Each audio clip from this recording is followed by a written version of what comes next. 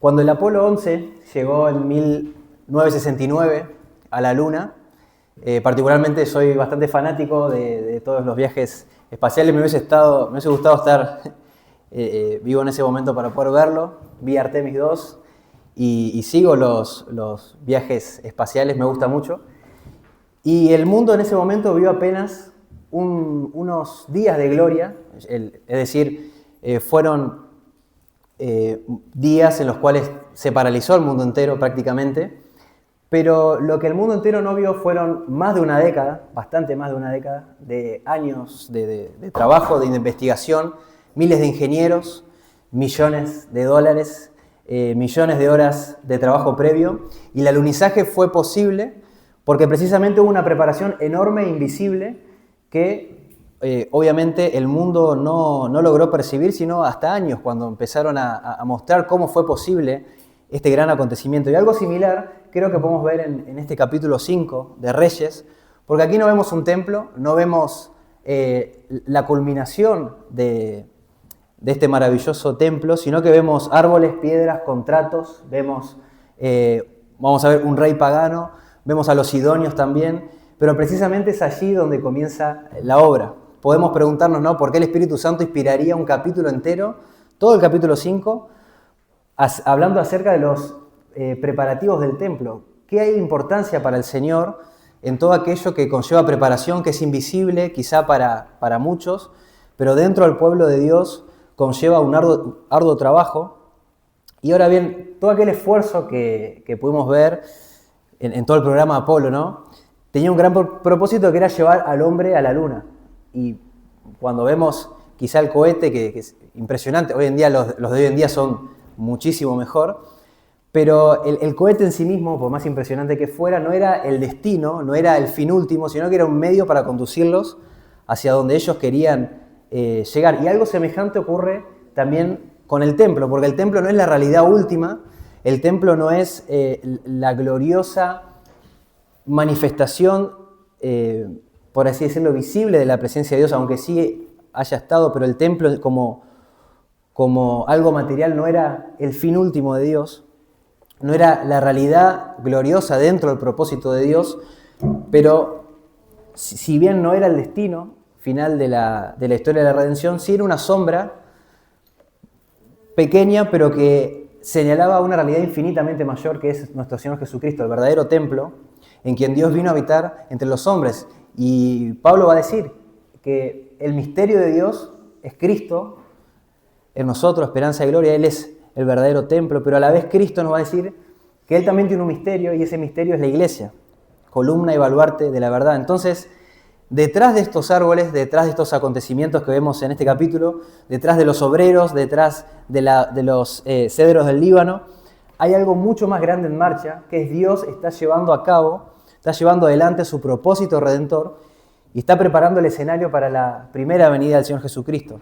Este sermón se titula Cuando Dios prepara su obra, y cuando Dios prepara su obra, Él mismo provee los recursos necesarios, capacita a su pueblo y nos direcciona hacia el lugar que Él quiere llevarnos, que es su gloria y la santidad. Entonces, para comenzar, ¿qué elementos son necesarios para cumplir la promesa de Dios? Que somos hoy en día como creyentes herederos de las promesas de Dios. Entonces, ¿qué elementos son necesarios para poder caminar en el cumplimiento de la presencia de Dios?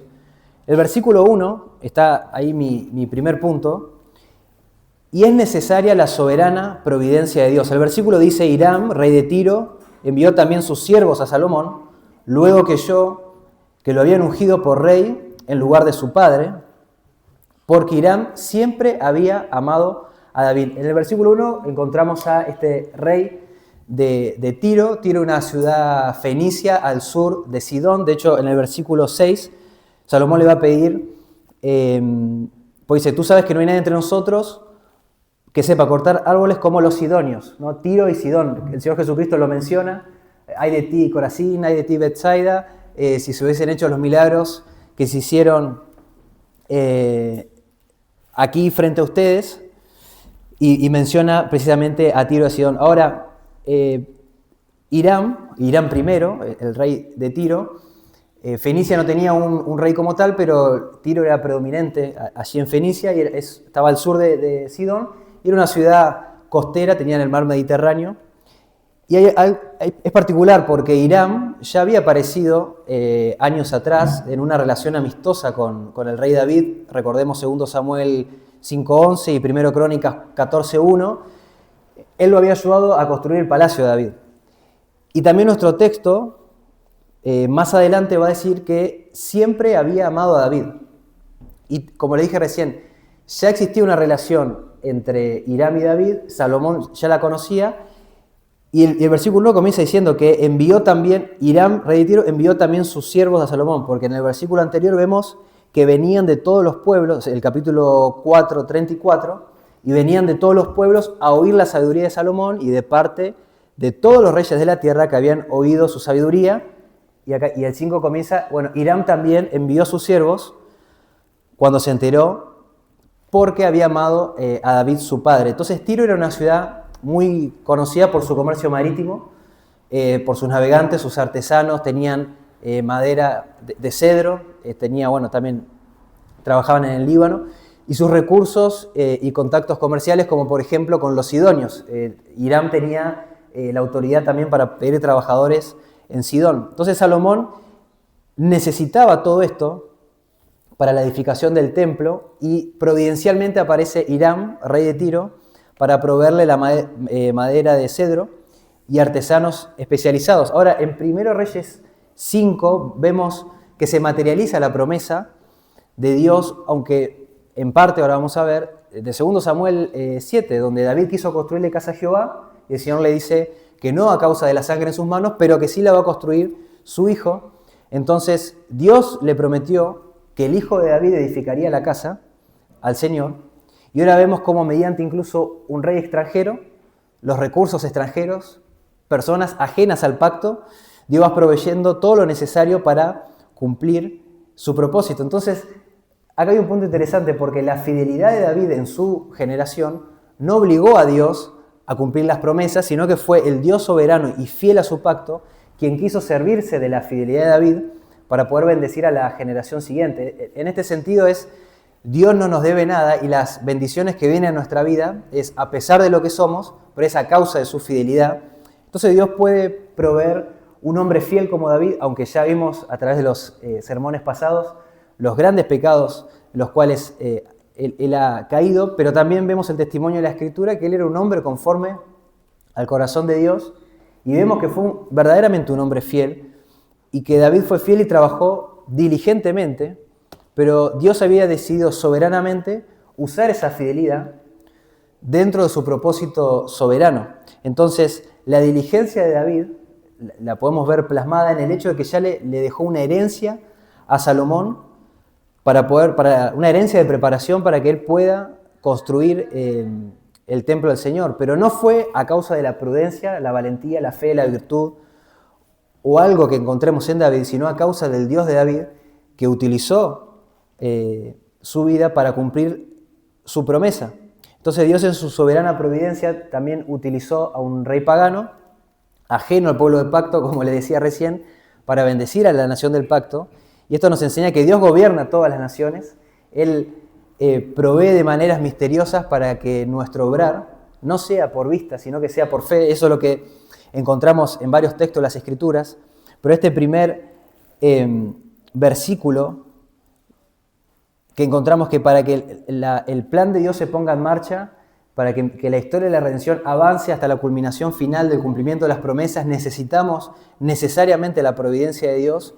Y no solo que la necesitamos porque la providencia de Dios ya está, aunque nosotros seamos conscientes o no, pero es una invitación también a ser conscientes de que Dios puede proveer de cualquier manera, en conformidad a su voluntad y a su carácter, para que sus promesas sean evidentes en nuestras vidas. Por ejemplo, 1 Juan 5:14 dice, y esta es la confianza que tenemos en Él, que si pedimos alguna cosa conforme a su voluntad, Él nos oye. Y el salmista, el Salmo 80:11, la parte B, dice, no quitará el bien de los que andan en integridad. Entonces el cristiano debe contentarse con hacer su voluntad, con orar a Dios en todo momento, pero las circunstancias van a mutar, van a cambiar, pero la fidelidad a Dios permanece para siempre. La palabra de Dios permanece para siempre y Él va a proveer lo necesario para que podamos cumplir con su voluntad. Él nos provee del pan de cada día para que su voluntad sea hecha aquí en la tierra como es en el cielo, que sea en nuestras familias, en nuestras vidas personales, como es en el cielo. Entonces, cuando Dios prepara su obra, su soberana providencia es evidente. No necesitamos del contexto, que el contexto sea el más idóneo, el mejor, para poder ser fieles en la generación, sino que necesitamos observar la providencia de Dios y saber que Dios no nos va a negar absolutamente nada que sea bueno y que sea necesario para cumplir con su voluntad. Y esto es un principio que podemos extraer del hecho de que Hiram, rey de Tiro, se acerca a Salomón. Según a los Corintios 5:7 dice, por fe andamos y no por vista. En segundo lugar, el versículo 2, del 2 al 5, encontramos que también es necesario, muy necesario, aprovechar la paz que el Señor provee.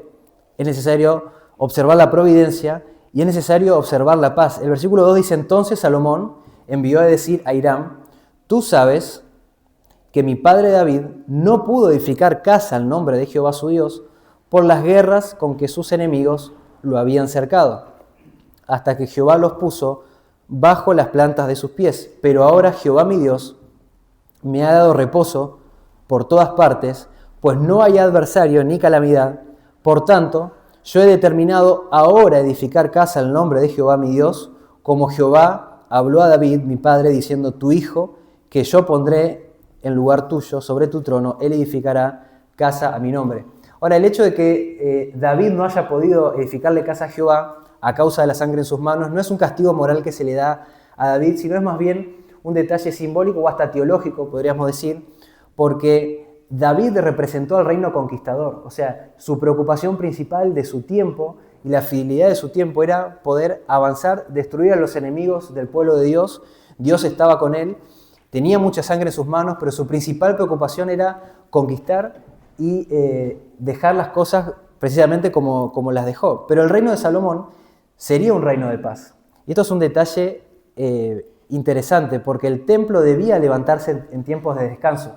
Y nos enseña que cuando queremos construirle casa a Jehová, queremos construir nuestra vida de oración, todo aquello que es lo santo, digno, puro, lo que es para el Señor debe planearse y construirse en tiempos calmos. Eso no excusa que cuando los tiempos calmos no vengan, no debemos echarnos al ocio, pero es algo que el templo del Señor no se hizo a las apuradas, no se hizo con la cabeza en otras cosas, conlleva cierta santidad, cierta paciencia, y los tiempos serenos son idóneos para extender el reino de los cielos. De hecho, en cierto punto entendemos en nuestra época, como el pastor nos compartía, estamos viendo uno de los tiempos más prósperos de la época de la iglesia, y a la vez, tal vez uno de los más, podrá haber habido otros tal vez, pero especialmente de este lado del mundo, ¿no? Tiempos de relativa paz. Puede ser por muchos factores, providencialmente es así, pero los tiempos serenos, los tiempos donde la guerra no arrecia, son buenos para extender y es más, el Señor nos demanda a poder dar un esfuerzo extra en esos tiempos de paz. Pero si los tiempos nos vienen, si la calma, la tranquilidad, lo que estamos pidiéndole al Señor no llega, eso no nos excusa para no ser fieles en nuestra generación, porque David en tiempos de guerra preparó. El Señor no nos provee de calma y bienestar para que nos lancemos a la ociosidad, sino que para que trabajemos más concentrados, con más fuerzas, con los recursos que nos da el Señor para la obra del Señor. Recuerden que la mujer de Lot no cayó en pecado estando en Sodoma, sino cuando fue liberada, una sola mirada nostálgica hacia atrás le bastó para que el juicio de Dios la alcance. Fue en el momento en los cuales ya la salvación, la calma había venido, y solo una mirada hacia atrás le bastó para que el juicio la alcance. Noé permaneció fiel durante muchísimos años, antes del diluvio, durante el diluvio, pero cuando la tormenta pasó se descuidó y pecó grandemente contra el Señor, y si recuerdan, su borrachera causó también el pecado del incesto. O sea, es algo terrible como un pequeño descuido en un hombre justo, porque la palabra dice que él fue un hombre justo, un hombre piadoso, un creyente verdadero, en un momento de descuido, o una mujer como la mujer de Lot, una mirada hacia atrás bastó para que el juicio la alcanzara y para que el pecado sea consumado. Y necesitamos aplicar sabiduría acá. Él dice, tú sabes que mi padre David no pudo edificar casa. Y el versículo 5 dice, por tanto yo he determinado ahora edificar casa al nombre de Jehová. Entonces, en los tiempos de guerra, en los tiempos turbulentos que atravesó David, eso no lo excusó a David para no preparar todo para la edificación, la construcción del templo.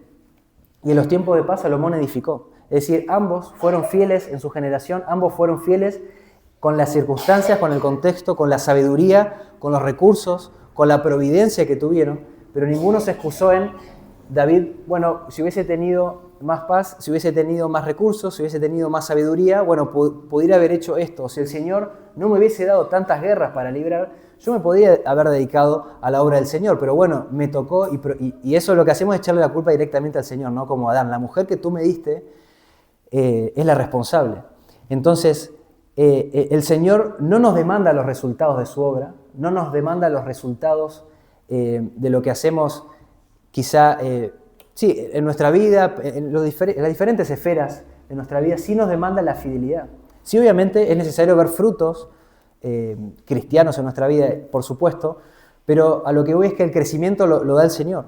Solo nos demanda fidelidad en nuestro tiempo y generación. Los frutos espirituales van a venir si hay fidelidad, pero no necesariamente vamos a ver, como David, el resultado de aquello, de las promesas de Dios, el resultado final y último de lo que se esperaba. Incluso Salomón, al haber construido el templo, tampoco vio la realidad última de lo que ese templo significaba. No es que Salomón era un completo ignorante de Cristo, pero sí, evidentemente no conoció a Cristo, ni conoció todo lo que posteriormente vino sobre él, pero él fue fiel en su generación. Después vemos que también cómo termina, pero en su tiempo y en lo que este texto nos indica.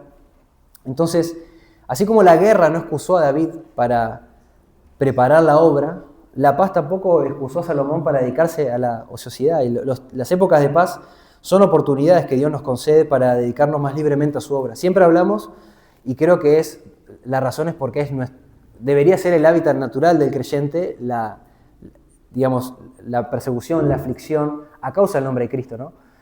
Los dolores internos y a veces también hasta externos, a causa de desgastarnos por el Evangelio. Muchas veces, como dice el himno, ¿no?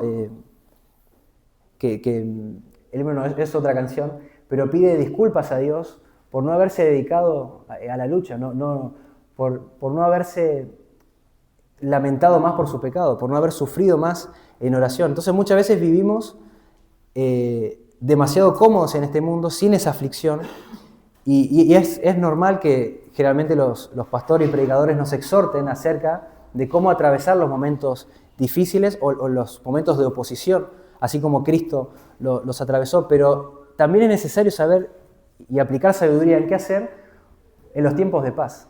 No solo en paz a nivel nacional, sino también en nuestra vida. Capaz muchos pueden estar atravesando buen pasar económico, buena salud, o en general no hay grandes problemas. Entonces, generalmente cuando eso sucede, menguamos en la oración, menguamos en la comunión con los hermanos, porque bueno, estamos bien. Cuando me encuentre en mayores aprietos, buscaré al Señor de una manera más vehemente.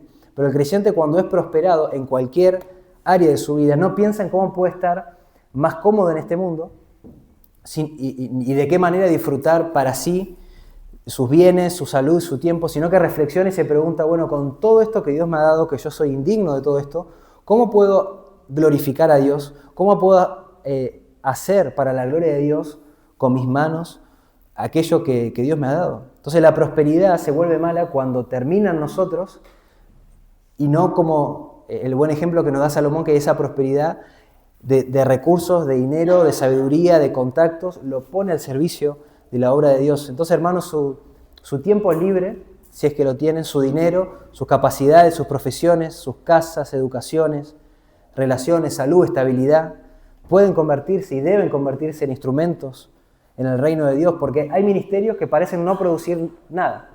Es decir, muchas veces nos esforzamos y decimos, bueno, ¿de qué valió todo este esfuerzo que hice para el Señor si no veo frutos? Pero quizá muchos de ustedes, y quizá yo también, pero les puedo hablar quizá humildemente a los que tengan mayor edad, que quizá su fidelidad en este tiempo va a estar basada en preparar el terreno para las generaciones que vienen, y eso no vuelve menos valioso, no tendrá menos recompensa que aquellos que tengan un ministerio público, que aquellos que evangelizan a miles, que oran horas, y quizá no debemos descuidar ni frustrarnos cuando no hay frutos inmediatos en nuestro servicio a Cristo, porque precisamente es para Cristo. O sea, vivimos para que Él nos vea principalmente y para que Él sea agradado por nosotros. Por ejemplo, un padre que instruye a sus hijos en la palabra de Dios, eso nadie lo ve, solamente su esposa y obviamente sus hijos. O sea, solamente queda en el núcleo familiar, pero un padre por años, hasta que el niño o niña llegue a la adultez, educándolo en el temor del Señor, eso es algo que quizá no tenga fruto inmediato. Pero ese hombre y esa mujer que instruyeron en la palabra de Dios fueron fieles con lo que el Señor le había dado. Un maestro que enseña fielmente durante años. Un maestro de las palabras o un maestro en una escuela, en una secundaria, en una universidad. Un pastor que discipula a jóvenes.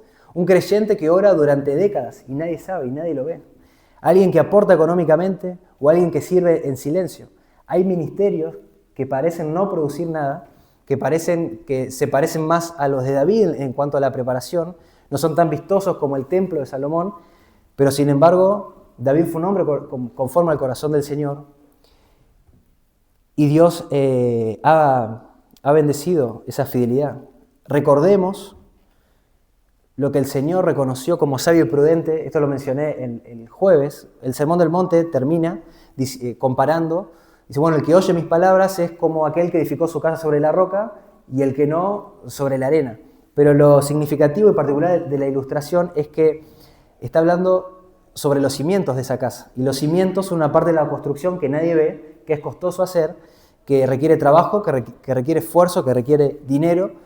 Y una vez terminados quedan ocultos bajo tierra. Nadie va a ver los cimientos. Nadie va a ver los cimientos y nadie te va a decir qué cimientos que tiene tu casa, qué cimientos que tiene esta iglesia. Nadie lo va ni siquiera a percibir. Sin embargo, aunque sean invisibles, no son secundarios, porque de ellos depende la estabilidad de todo lo que se edifica. Es decir, una familia que está construyendo casa a Jehová, que está dedicándose al servicio al Señor, que providencialmente en su tiempo actual está como Salomón, con la providencia en sus manos, con los recursos en sus manos, y está siendo fiel en la oración, está siendo fiel en el servicio. Eso nadie lo va a ver. Y muchos se preocupan por la decoración de la casa, por el exterior, como los fariseos, pero el Señor Jesucristo apunta al corazón. Eso no quiere decir descuidarnos, lo que quiere decir es que también así ocurre con nuestra vida espiritual. Hay obras que Dios realiza que quizás nadie ve. Es esto, ¿no? La oración en lo secreto, el estudio en la palabra, la lucha contra el pecado, la obediencia en lo cotidiano, la formación del carácter. Muchas veces es costoso y el Evangelio es costoso. Yo creo que uno de los grandes males que nos ha hecho el modernismo, la posmodernidad y el mundo en el que vivimos, que se vuelca a los sentimientos y a lo superficial, es decirnos, el Evangelio no es tan costoso. Es decir, simplemente con una oración, simplemente con que vengas a la iglesia, con que escuches una palabra o te comportes moralmente, que dejes de robar, de mentir, y que seas decente, que trabajes con tus manos, bueno, eso debería alcanzar. Y realmente el Señor Jesucristo, en la mayoría de sus parábolas, nos enseña el costo que tiene el discipulado. El costo que tiene el discipulado, el que amare más a madre, a padre que a mí, dice el Señor, no es digno de mí. El que no toma su cruz y me sigue no es digno de mí. El Hijo del Hombre no tuvo dónde recostar su cabeza y el Señor demanda no solo una parte de nuestra obediencia, no solo un porcentaje de nuestra vida, sino que el Evangelio es muerte total a nuestro yo. Entonces, el Evangelio es realmente costoso para nuestra carne. Pero los mandamientos del Señor no son gravosos para los que aman su ley. Y Él nos provee lo necesario con su Santo Espíritu para que día a día podamos caminar en la verdad. Y a causa de nuestro pecado no le damos importancia a estas cosas, pero es precisamente allí, hermanos, donde se está construyendo aquello que va a sostener nuestra vida hasta el último minuto. Cuando lleguen las tormentas, ahí sí veremos, el Señor verá cuál es la casa que está sobre la roca, y nosotros mismos podemos confirmar eso en nuestra propia experiencia. Entonces los tiempos de paz que el Señor provee son especiales para edificar casa a Jehová, son para volver aún más sólida nuestra relación con Él en lo personal, pero también pensemos en lo corporativo, en la congregación, los tiempos de abundancia que el Señor nos está proveyendo hoy mismo. No necesariamente hablo de dinero, aunque puede estar, porque es un recurso que vemos que Salomón tuvo en abundancia,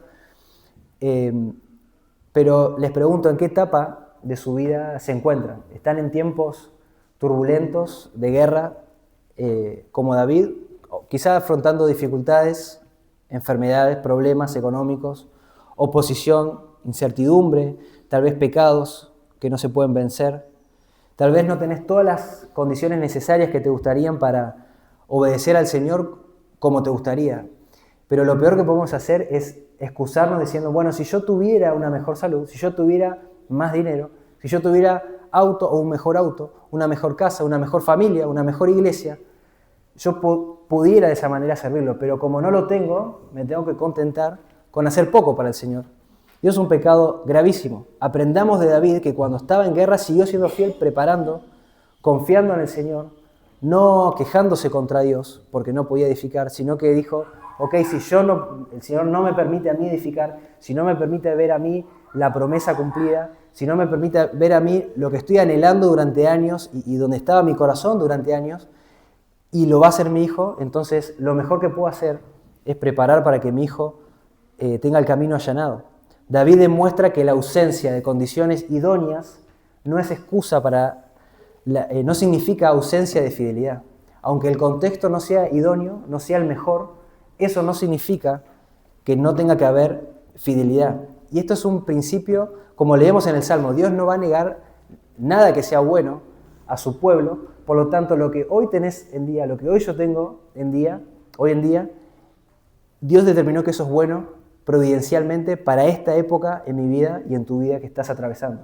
Es decir, que lo que tenés a mano hoy es lo mejor que puedes tener para poder cumplir la voluntad del Señor. Y eso muchas veces obviamente no nos gusta, porque quisiéramos siempre más o algo mejor, pero el Señor nos demanda fidelidad. Una vez más, no nos demanda los resultados de su obra, porque la obra es del Señor, así como no nos demanda los resultados de la evangelización, nos manda a evangelizar, a predicar el Evangelio y a orar, pero sí nos demanda fidelidad en lo poco. Pero quizá algunos de ustedes están atravesando un periodo de paz, donde pueden contar con salud, estabilidad, oportunidades, tranquilidad a nivel general. Siempre hay problemas, siempre hay situaciones, pero a nivel general. Entonces aprendamos de Salomón que no desperdició la paz que Dios le dio, dedicándose al ocio o cualquier otra cosa, sino que se puso a edificar. Y la fidelidad consiste en esto, en hacer para la gloria de Dios aquello que corresponde a la etapa que Él nos ha concedido. Y Salomón nos demuestra que cuando todo está bien, el creyente debe continuar trabajando para el Señor y no dedicarse al ocio. Y cuando todo está mal, o en guerra, también debemos redoblar la apuesta. Seamos fieles en lo poco, en nuestra generación, en lo que el Señor nos confió. La viña es del Señor, la iglesia es del Señor, los recursos son del Señor, nuestras vidas son del Señor, nuestras familias son del Señor.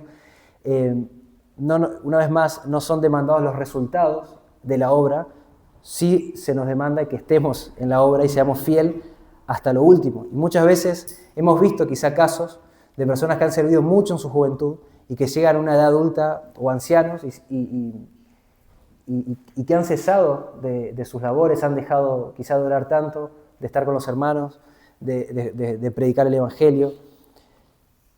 Y el Señor nos demanda hasta el último segundo de nuestra vida la fidelidad. No es que lo que hagamos o lo que hayan hecho en su juventud bueno justifica la ociosidad en la adultez.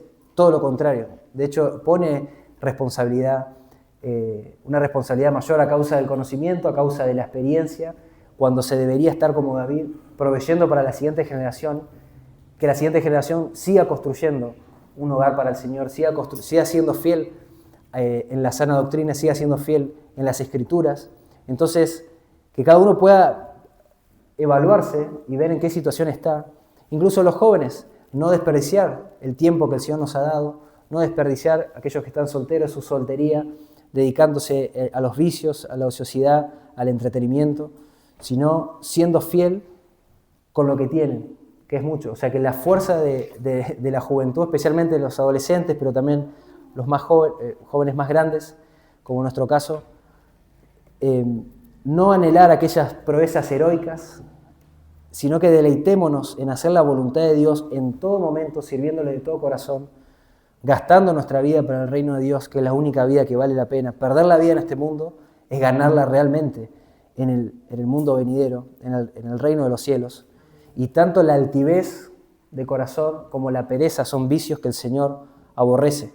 Pablo dice en 1 Corintios 1, 1 Corintios 3, 5 al 8, que pues es Pablo y que es Apolos, servidores por medio de los cuales habéis creído, y eso según lo que cada uno concedió el Señor. Yo planté, Apolos regó, pero el crecimiento lo ha dado el Señor, así que ni el que planta es algo, ni el que riega, sino Dios que da el crecimiento, y el que planta y el que riega son una misma cosa, aunque cada uno recibirá su recompensa conforme a su labor, no conforme al resultado, conforme a la fidelidad que tuvo. El que plantó, como David, si fue fiel, tendrá su recompensa, y el que riega tuvo su recompensa, y el que cosechó, como Salomón, también.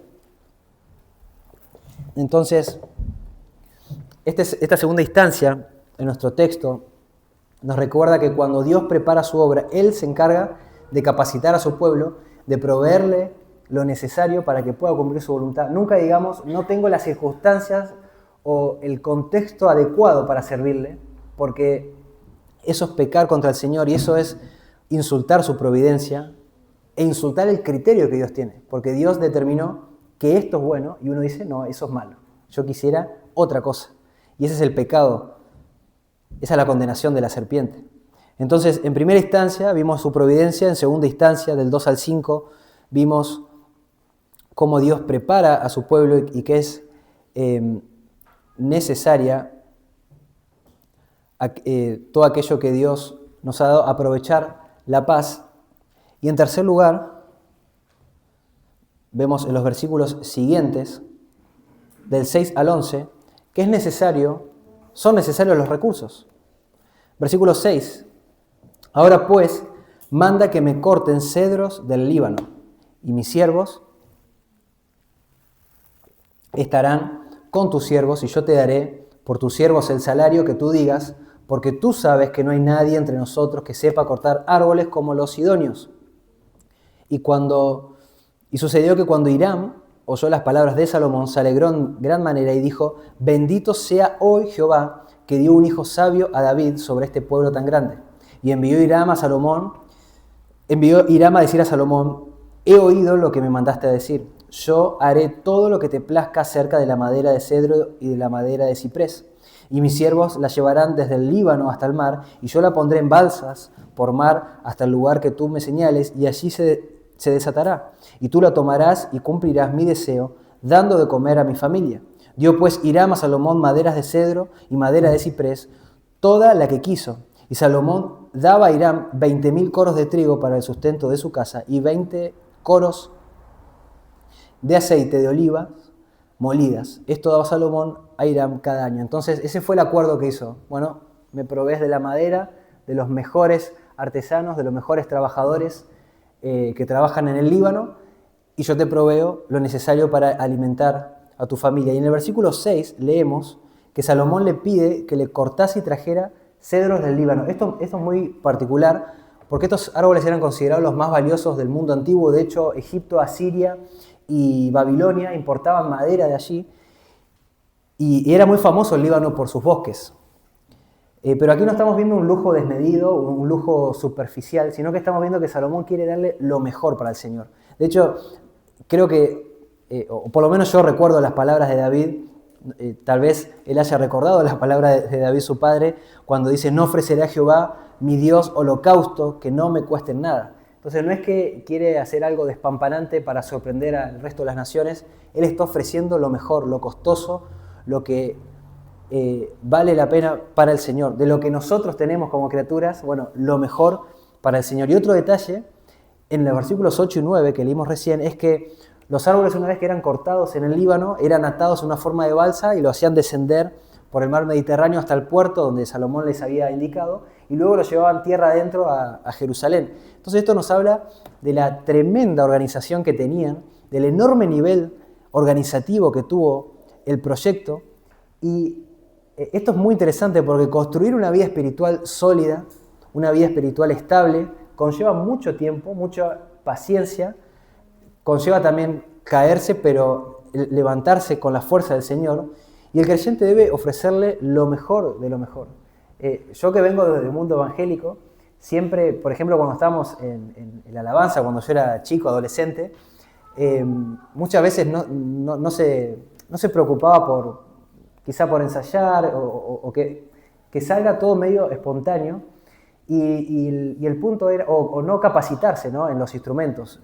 Había un grupo que decía, bueno, debemos estudiar los instrumentos, darle al Señor lo mejor, no que suene lindo por la gente simplemente, sino para darle al Señor algo de calidad. Y otros decían, no, pero si es para el Señor. Y bueno, precisamente, porque es para el Señor, ofrecemos al Señor algo que nos cueste. Es un ejemplo quizá bastante tonto, pero trasladándolo y llevándolo a nuestra vida, muchas veces nos conformamos con minutos de oración y le entregamos al Señor, y lo hablo en primera persona, muchas veces hemos entregado unos minutos al final de nuestro día, cuando ya estamos cansados, con la mente agotada, o al inicio de nuestra mañana, y luego nos olvidamos del Señor. Hacemos una lectura rápida de la palabra como para calmar nuestra conciencia de que este día estuvimos un ratito, aunque sea con el Señor, y meditamos algo. Unas horas el domingo con los hermanos ya es suficiente comunión.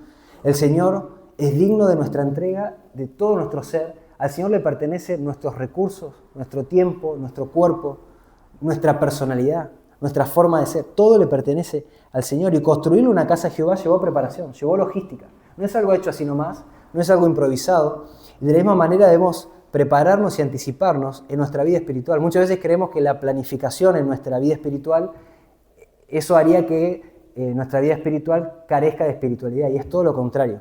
Aquello que es improvisado, aquello que es relajado, que no se programa, en lo que a las cosas del Señor se refiere, habla mucho de nuestra condición, de nuestro corazón hacia Cristo. Es decir, no programamos nuestras oraciones, decimos, bueno, si tengo tiempo oraré, tengo toda mi vida y luego veré qué hueco le hago para el Señor. Eso habla de qué lugar ocupa Cristo en nuestros corazones, y vemos que el ejemplo de Salomón es, yo le voy a dar al Señor lo mejor y voy a organizar lo mejor para este proyecto, para que el Señor se lleve toda la gloria, porque es la casa de Jehová, es la casa del Señor, no es cualquier lugar. Y el Señor nos proveerá una vez más lo necesario para que podamos cumplir sus mandamientos. Charles Spurgeon dice, bueno, parafraseando, que en la salvación, en el Evangelio, a nosotros se nos demanda solamente dos cosas, que es arrepentimiento y fe. Es algo que se demanda de todo hombre. El tema es que ningún hombre en su estado natural de pecado puede arrepentirse ni tiene fe. Pero él dice, aquello que se demanda por la gracia es provisto también por la gracia. Y de la misma manera, la divina providencia nos acerca a aquello que necesitamos para obedecer los mandamientos al Señor. Jesucristo en el Sermón del Monte dijo, pedid y se os dará, buscad y hallaréis, llamad y se os abrirá, porque todo aquel que pide, recibe, y el que busca, halla, y al que llama se le abrirá. ¿Qué hombre hay de vosotros que si un hijo le pide pan, le dará una piedra? O si le pide un pescado, le dará una serpiente. Pues vosotros, siendo malos, ya asumiendo nuestra maldad, sabéis dar buenas dádivas a vuestros hijos. ¿Cuánto más vuestro Padre, que está en los cielos, dará buenas cosas a los que le piden? Y Santiago dice, bueno, muchas veces no recibimos porque pedimos mal, pedimos para nuestro propio beneficio. Entonces, quizás nuestras primeras oraciones deberían ser, Señor, cambia nuestro corazón, cambia mi corazón, para que pueda pedir conforme a tu voluntad. Puede hacer un acercamiento más profundo a la palabra de Dios para conocer sus mandamientos, porque muchas veces esperamos que la voluntad de Dios se revele de una manera misteriosa y que de alguna manera sepamos qué decisión tomar. Y si algo aprendimos de Cristo es que Él oraba y luego tomaba buenas decisiones, pero esas decisiones eran el resultado de su vida de oración. La oración no es una fórmula mágica para descubrir qué decisiones tomar. El creyente conoce la Escritura, los mandamientos del Señor, y a partir de ahí, a través de una vida de oración, como resultado, como conclusión, tomará buenas decisiones, si el Señor así lo permite. Y también el Señor dijo, no temáis, manada pequeña, porque a vuestro Padre le ha placido daros el reino. Y si Él nos da el reino, ¿cómo no nos dará todas aquellas cosas que necesitamos diariamente? ¿Por qué nos afanamos tanto? ¿Por qué nuestra alma se turba tanto al punto de desconfiar del Señor, al punto de abandonar la oración, porque estamos tan preocupados por resolver un asunto? Como meditamos el jueves, el Señor Jesucristo fue al monte a orar, estuvo toda la noche orando y luego fue a elegir a los 12, pero en el contexto de ese pasaje, allí en Lucas, capítulo 6, vemos que anteriormente tenía la oposición de los fariseos y escribas, y muchas veces nosotros nos encontramos en esa oposición, quizá de Satanás, del mundo, o con situaciones que a causa también de nuestros pecados, y no hacemos como Cristo, que vamos a la oración e intensificamos la oración, sino que intentamos resolver las cosas de nuestra manera, olvidándonos del consejo del Señor, olvidándonos del Señor mismo. Entonces, cuando Dios prepara su obra, provee de los recursos necesarios. Su providencia está, los recursos están, y en última instancia, para finalizar, versículo 12 al 18, es necesaria la sabiduría. Dio pues, versículo 12, Jehová a Salomón sabiduría, como le había dicho, y hubo paz entre Hiram y Salomón, e hicieron alianza entre ambos. Y el rey Salomón impuso leva en todo Israel, y la leva fue de 30.000 hombres, los cuales enviaba al Líbano de 10.000 en 10.000, cada mes por turno, viniendo así a estar en un mes en el Líbano y 2 meses en sus casas, y Adoniram estaba sobre aquella leva. Tenía también Salomón 70.000 que llevaban las cargas y 80.000 canteros en el monte, aparte de los principales oficiales de Salomón que estaban sobre la obra, 3.300, los cuales tenían a cargo el pueblo que hacían la obra. Y mandó el rey que trajeran grandes piedras costosas, para poner los cimientos de la casa con piedras labradas, y los constructores de Salomón y los constructores de Hiram y los giblitas cortaron y prepararon la madera y las piedras para construir la casa. La sabiduría es la aplicación práctica del conocimiento adquirido, eso ya se ha dicho en varias oportunidades. Entonces podemos tener todos los recursos del mundo, la providencia del Señor nos puede acercar favorablemente todo lo que necesitamos, pero si carecemos de sabiduría, ¿cómo podemos ser buenos mayordomos y utilizaremos correctamente aquello que Dios nos dio? Ese es nuestro criterio el que va a primar en ese momento. Entonces, tener recursos, tener paz, tener contactos, tener providencialmente lo necesario, no significa automáticamente saber usarlos.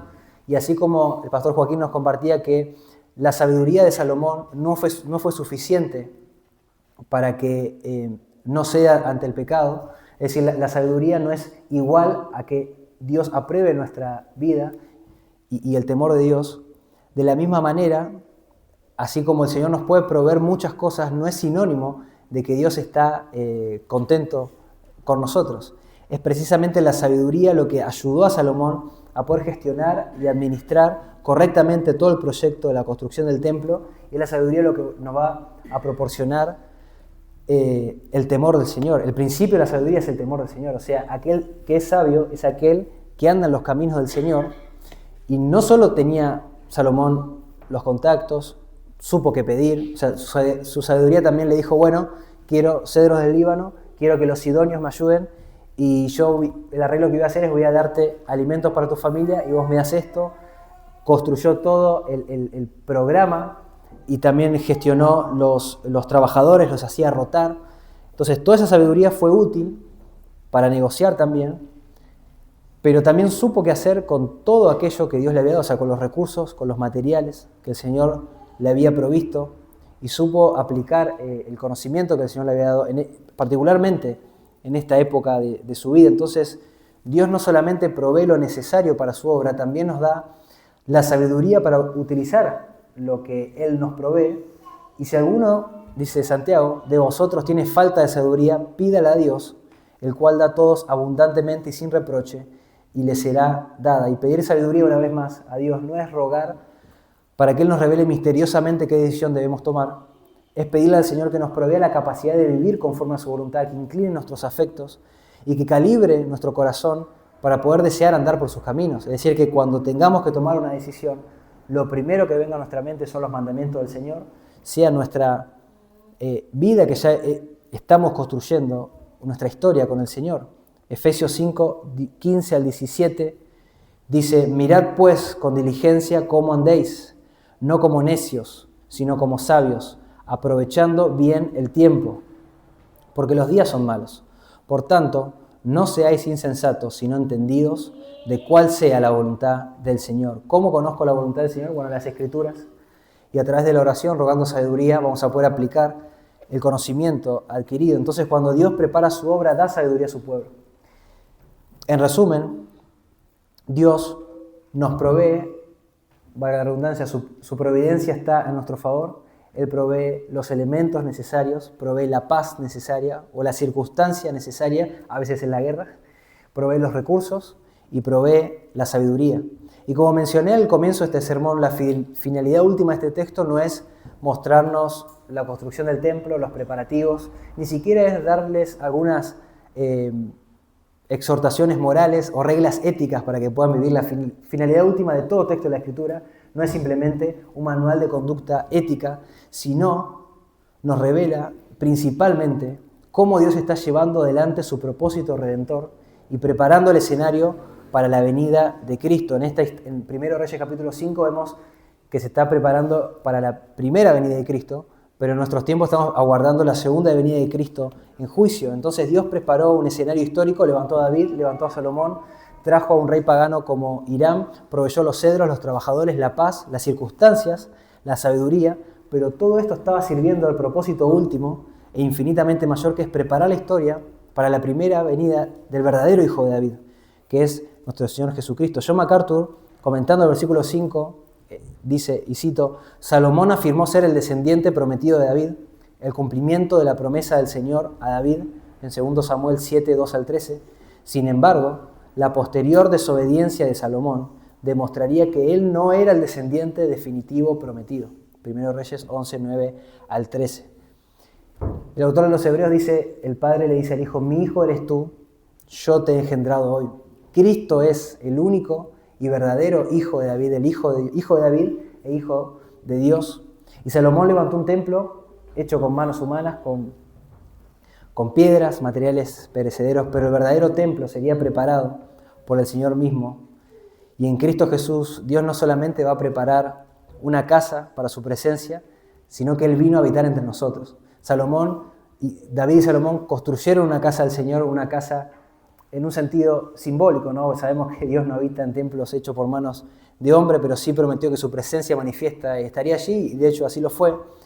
Pero el Señor Jesucristo, en los intentos que el hombre tiene de acercarse a Dios, que es imposible, el Señor Jesucristo, como nuestro hermano nos compartía, el verdadero Hijo de Dios, el único Hijo de Dios, el eterno, el creador del universo, la segunda persona de la Santísima Trinidad, se hizo hombre y habitó entre nosotros, sin perder su divinidad, sin dejar sus atributos.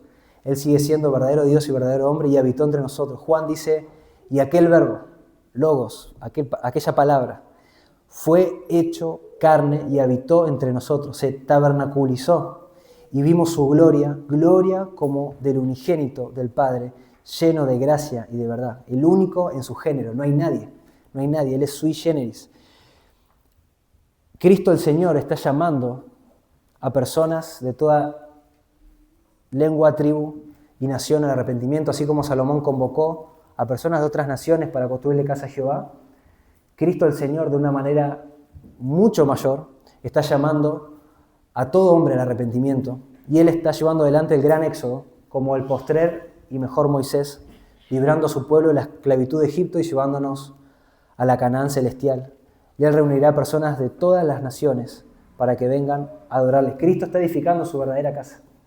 La verdadera casa de Dios, que no es hecha con manos de hombres. Dice el autor de los Hebreos que Él sirve en un tabernáculo celestial, no como el de la tierra, que es hecho por hombres. No con piedras muertas como Salomón, sino con piedras vivas, dice el apóstol Pedro, reuniendo para sí un pueblo de toda lengua, tribu y nación.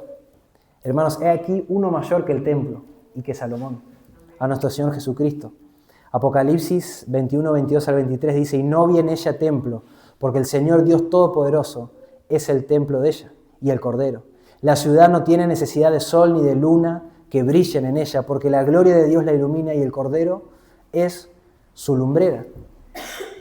Pero si algunos de los que están aquí, que quizás no visitan o que ya nos visitan hace tiempo y no tienen a Cristo y no están unidos a Él y no han entregado su vida verdaderamente al Señor Jesucristo, yo los llamo en esta mañana al arrepentimiento, que puedan arrepentirse de toda su vida de pecado, que puedan depositar su fe solamente en Jesucristo, porque todas estas maravillosas promesas, si mueren sin Cristo, no serán para ustedes. El Señor Jesucristo en su primera venida vino como un cordero. Juan, en Apocalipsis capítulo 5, Él mira a un cordero como inmolado y cuando lo mira de nuevo es el león de la tribu de Judá. Es decir, en su primera venida Él vino como un cordero manso y humilde. No vino a condenar a este mundo, vino a salvar a este mundo de todos aquellos que depositan su fe en Él y se arrepienten. Y la puerta de la misericordia está abierta hoy. El autor de los Hebreos dice, mientras que se diga hoy, todavía hay tiempo. De hecho, está citando el Salmo y el salmista dijo hoy. Y el autor de los Hebreos siglos después dice hoy. Y hoy les digo, hoy es el día del arrepentimiento. Hasta que tengan el último aliento de sus vidas, Dios tiene sus manos de misericordia abiertas y pueden venir tal cual están, pero arrepintiéndose de toda su vida. Es decir, no necesitan una condición previa para venir a Cristo, solamente arrepentirse y creer en Él. Pero Él vendrá pronto, en juicio. Él vendrá no ya como un cordero, sino que mirarán a aquel que traspasaron. Todas las tribus harán lamentación por Él.